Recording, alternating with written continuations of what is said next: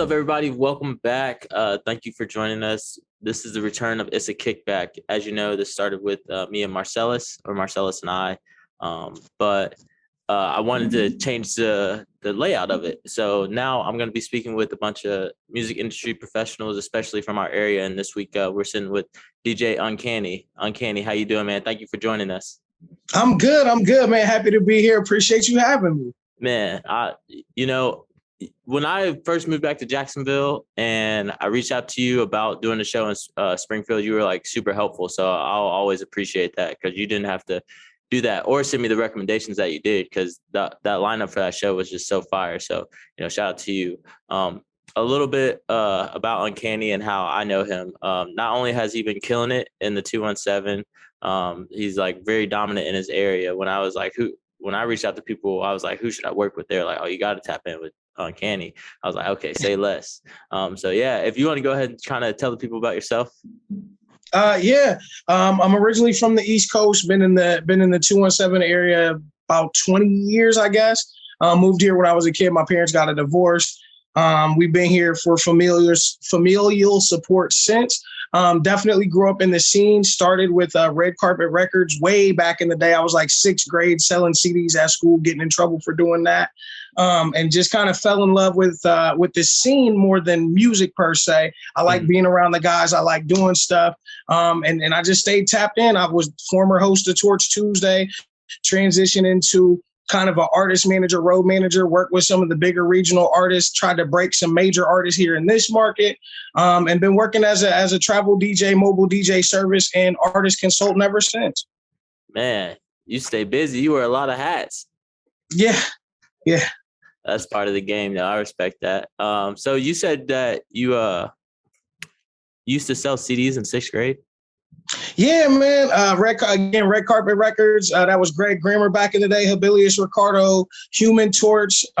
They were actually my older cousin's rap group. And this would have been like, 98, 99. And they had dropped some merch and had their music come out on cassette tape and was kind of the first guys to have a UPC code. You know what I'm talking about? Yeah. So that you could sell it in stores. They were like the first guys in town to have it. So when they released their CDs, they gave them to me as promo, like, hey, just go pass these out. Well, when you're in grade school, you can't hand out materials with explicit content. Yeah. So I got a lot of trouble for that, but that would have been my first like street team experience. Dang, that's crazy. That's dope. That's so music kind of is in your family then. It runs in your family. Sir. Yes, sir. Dang, that's dope. That's dope. I ain't never had to slang CDs. I'm a little but yeah. So you also say you do like mobile entertainment. So since you are a DJ, what kind of events do you like to do? Do I like to do just about everything? We do everything from charity events to weddings to weekly at Area 51 there in Jacksonville to DJing parties. We'll be at Truth Lounge for New Year's Eve. Really, we just travel around and kind of get in where we fit in. If you need a DJ, holla at me. Word. So how long have you been doing that specifically? Oh, man, probably 2014, 2015, I kind of started DJing, and it was out of necessity. As a promoter, I was promoting comedy shows, and we just had the hardest time because they were weeknights, and we weren't really paying a whole bunch. So we had the hardest time finding DJs. DJs, they get paid no matter what. No matter what's going on, the DJ gets paid. Yeah. So we had a hard time with our budget. We had a hard time finding a DJ. And one night I was just sitting there with my MacBook, put on a playlist, and it kind of grew from there realistically. Yeah. Same way.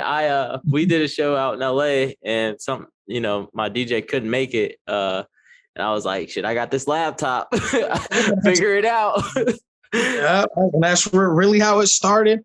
And it started with me DJing the comedy show. Shouts out to my big DJ homie, DJ Yachty was our DJ when we were doing the open mics. He kind of took me under his wing, gave me a few pointers, and it was up from there. Yeah, that's dope. That's dope, bro. So 7-8 years in DJing.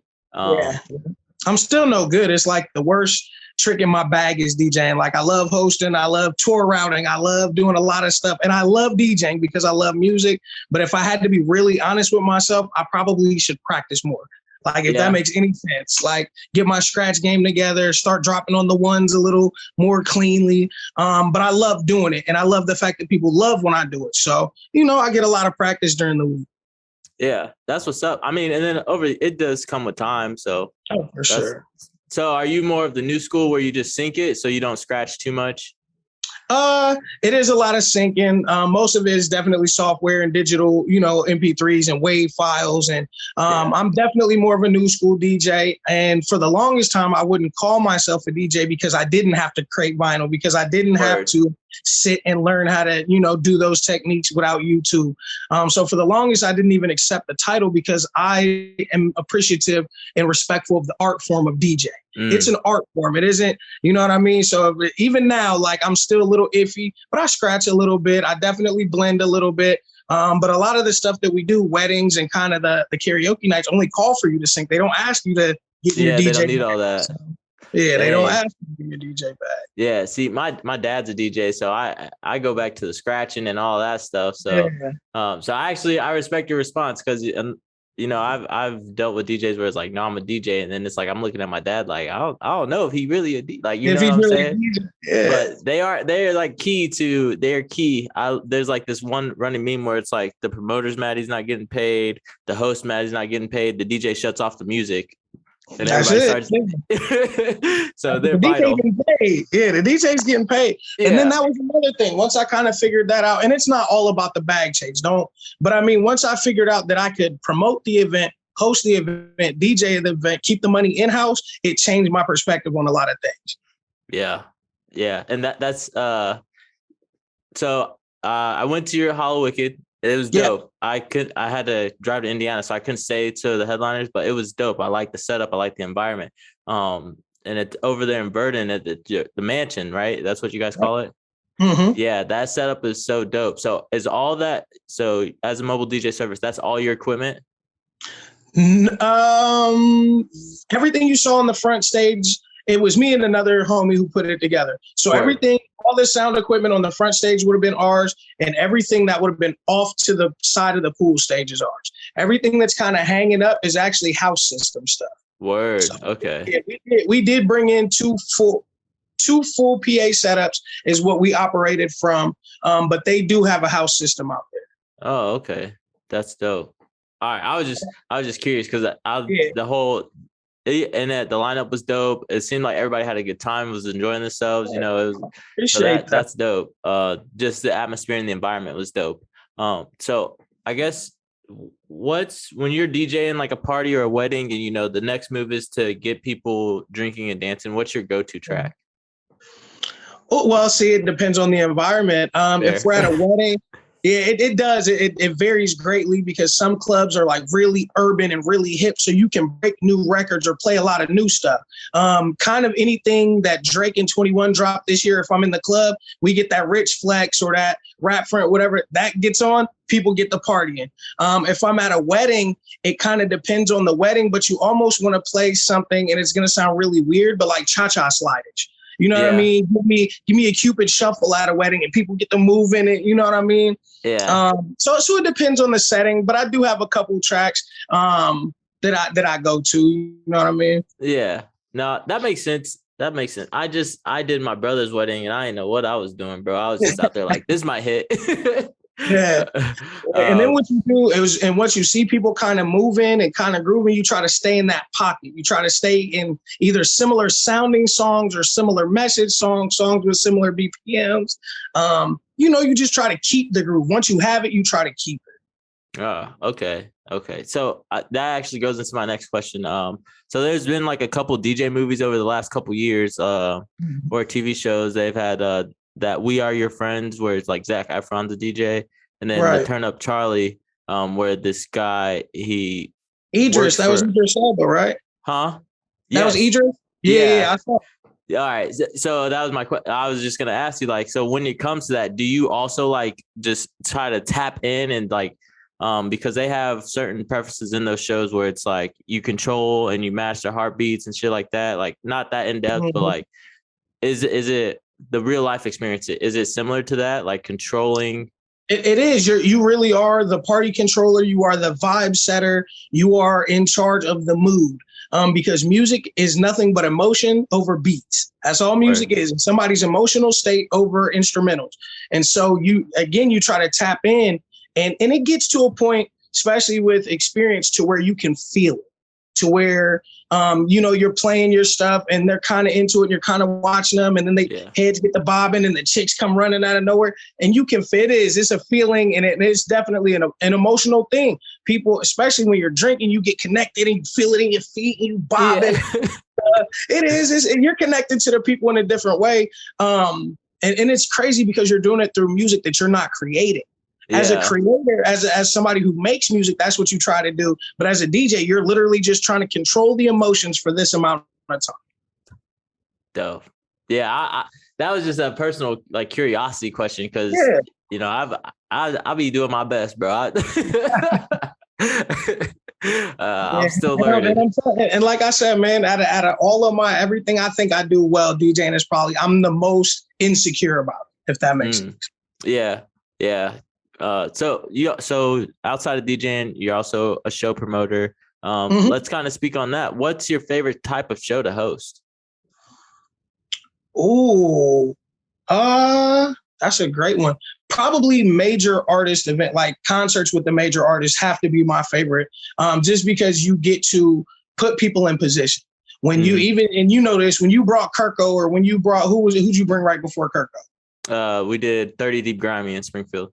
Okay. So when you bring these people and they have some gravitas to them, they have a little celebrity, you can see how that lights up other people meeting them or opening for them or performing in the same. You can see how that influences other people or affects other people, I should say. And so I'd have to say I probably most like promoting shows that deal with a major artist or a major DJ in some capacity.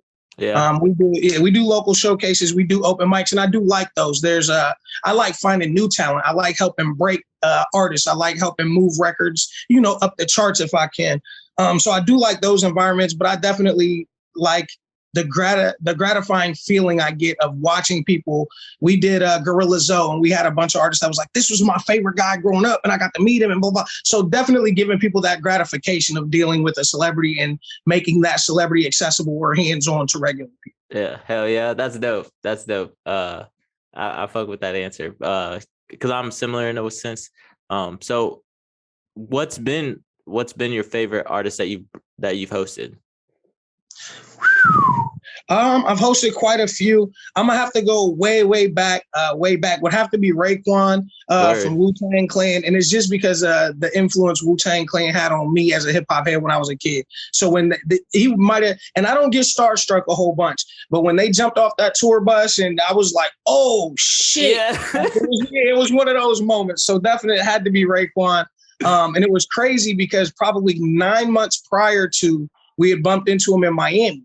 So we saw him in Miami. We were out in Miami doing some promo again with Red Carpet Records, and we brought him here to Springfield, and it was just like a full circle moment. So definitely had to be Raekwon. Damn, that's dope.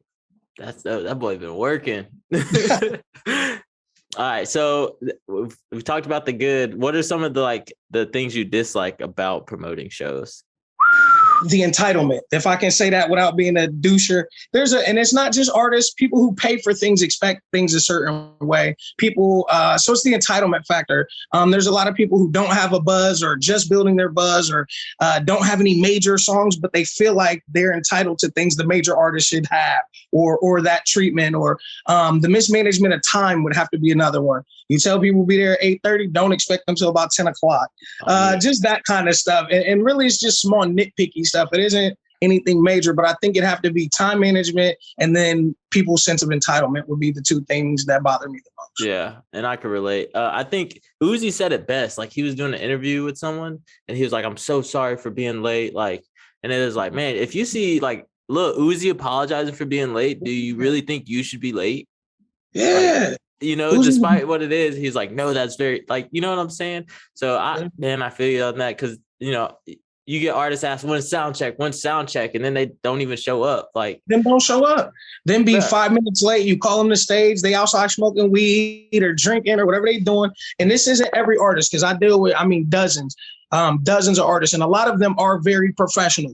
They are understanding of this is an environment that it's a business environment, but some people are hobbyists. They're hobbyist musicians, and they treat it like it's a game, or like people there's nothing on the line. They don't have any respect for it.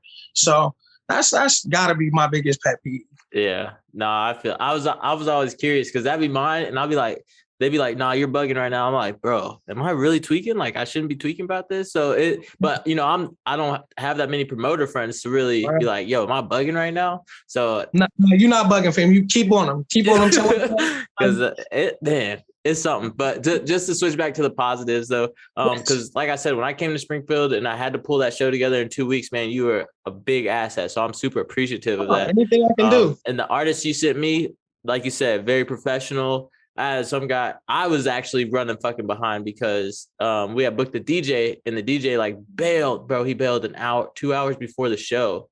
So, I got guys showing up for sound check. I don't got no DJ.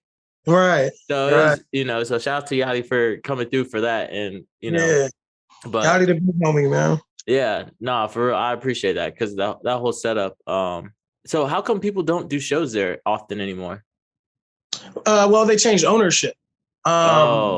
Yachty's no longer the owner. Wet Bar is under a bit of a rebrand. The ownership group that owns the Replay Lounge, which was 2 doors down, now owns Wet Bar as well. And I think it's just something they're not specializing in. Like Wet Bar was kind of known for the live shows, and I don't know if the ownership group. To be honest with you, I haven't even tried to rebook.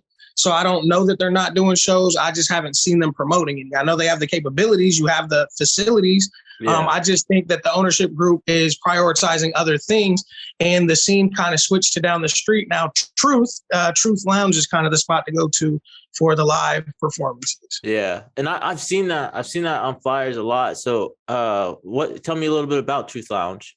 Shouts out TY, man. Truth Lounge has been around for forever. Used to be 11 West way back in the day. Then it was Catch 22 for a number of years.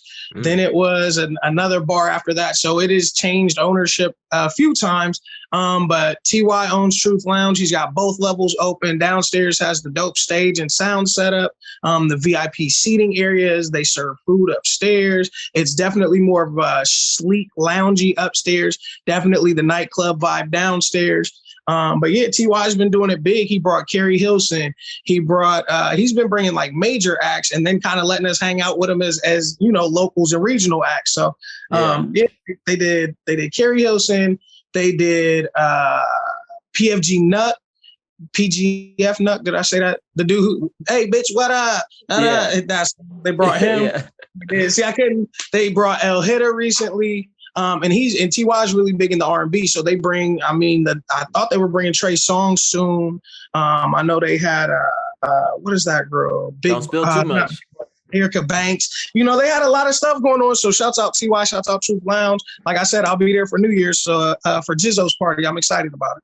Word. That's dope. This will drop after New Year's, but hopefully, it goes well and everybody has a good time.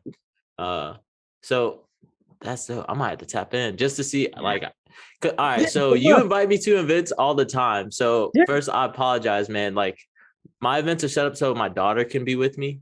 Absolutely. So, because just that parenting style, I only get her. So it's usually set up to my events are set up to where she can be with me, like behind the DJ table or behind the merch table, or whatever we're doing. And I know it's a crazy ask to be like, yo, can my that's a crazy ask. So I try not to. So and Ken Pacha always like reach out and invite me to stuff. Anytime you see us at Dumb Records, it's all ages. She's more than welcome. Okay. So Dumb Records here in Springfield.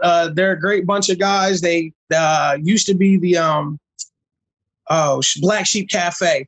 So they have a record store, they have a performance venue, they have a arcade, all in one situation. And it is always all ages, no alcohol, no drugs of any kind. They always have a little snack, little sodas and stuff on hand. So if we're ever at Dumb Records and you see that, pull up with your shorty. Is always a safe, fun hip hop environment. Yeah, I might, because like she likes concerts like I like concerts, and I always felt bad because I'm like, yo, you should come to my show, and then it's like, bro, I just invited you to something and you didn't even respond. So I'm like, look, man, but you and Ken always invite me to stuff, but that's why I can't ever make it really, because and my dad's been telling me I need to just get out my own way and just it doesn't hurt every once in a while. So I plan to be better about that. I was grateful I made the Hollow Wicked because that shit was dope. That was dope. Appreciate that. Shout out DZ the Paperboy. That's his baby. He lets me promote it with him, but that's his baby for sure.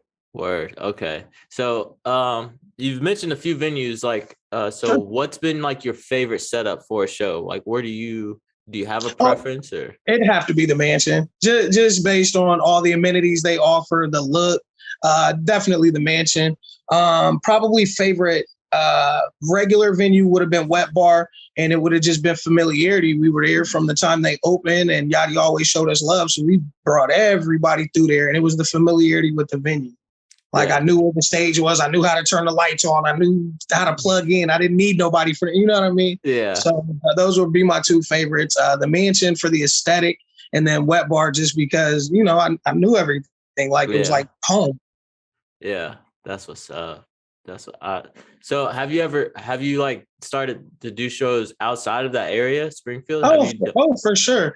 I mean, Lincoln, shouts out to the Rooftop. I got a couple homies that opened a club up there, but we have been doing shows in Lincoln, St. Louis, Chicago, Des Moines, Iowa, Wooster, Ohio, Philadelphia, Texas. We had showcases down at A3C in Austin. I mean, I'm not regional per se, just that like, dog, I'm everywhere. I'm literally everywhere, work with artists from all markets, Atlanta, Dallas.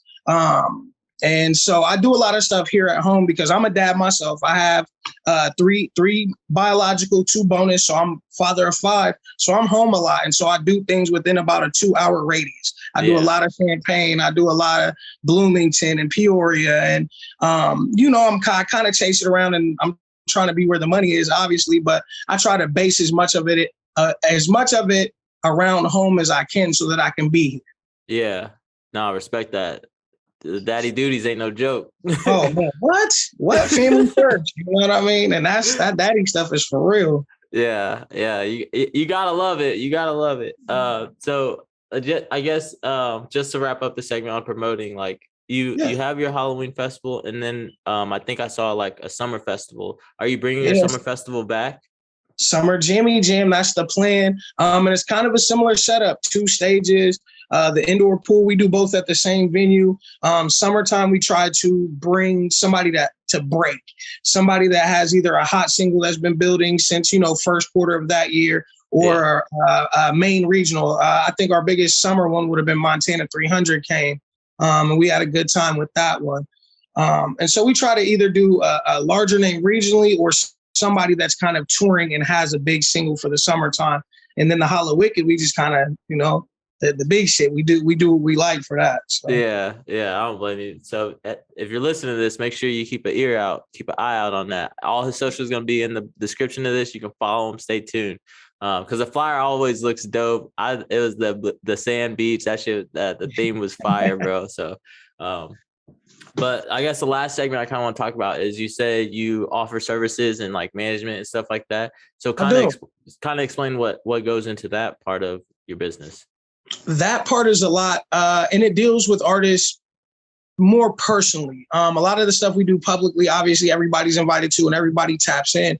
But when I say I offer services, I'm certified in various forms of marketing and promotion, through Google, through HubSpot, through University of Illinois. I've got a few certifications from them as well, through Chicago State. I've really just been pouring into that side of it, because if you can't market yourself, if you can't promote your products, if you can't sell things, you're not going to survive in this industry.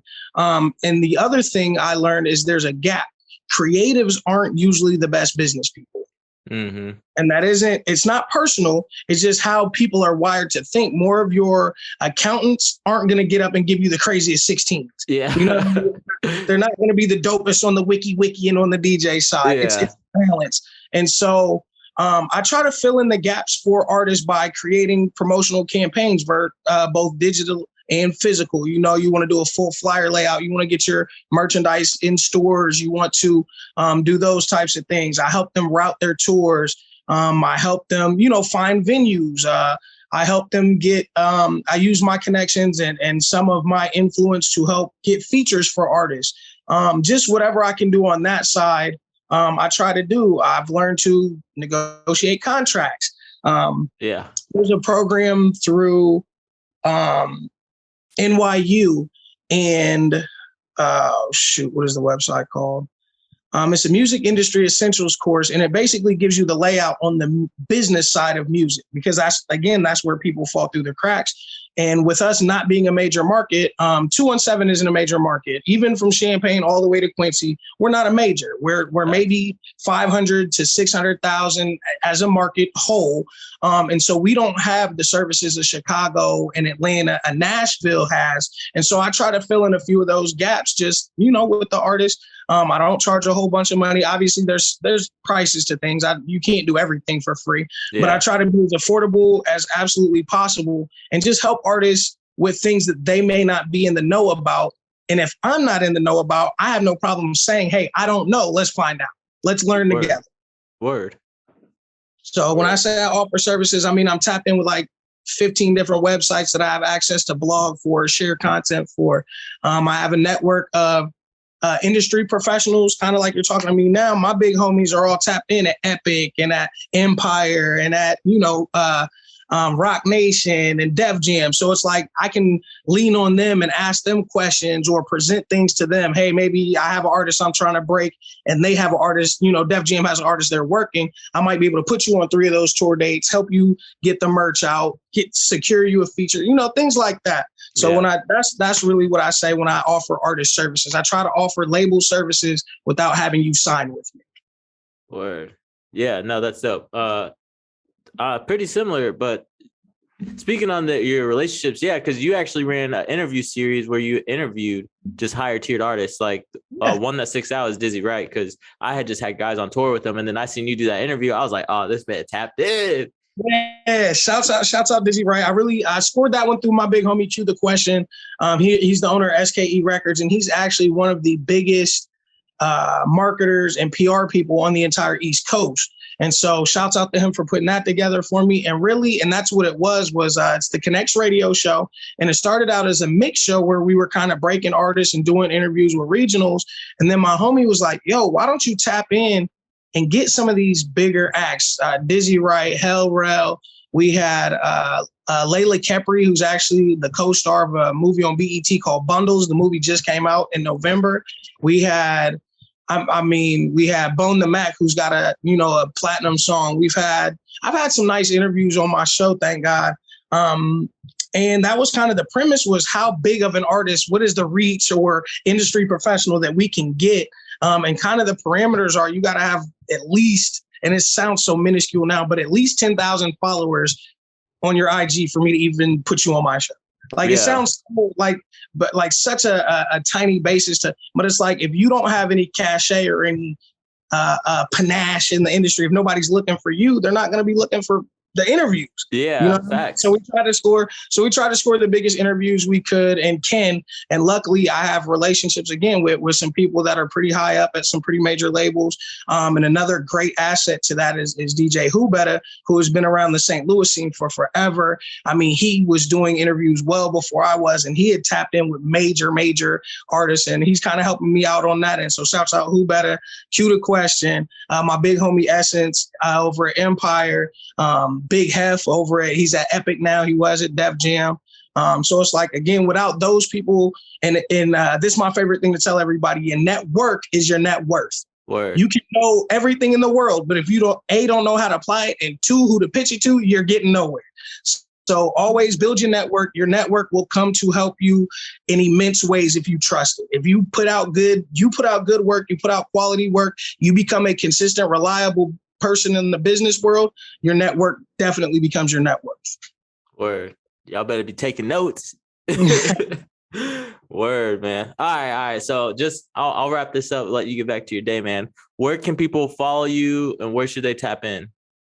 Catch me on all your favorite socials at The Real Uncanny. I'm not on Snapchat.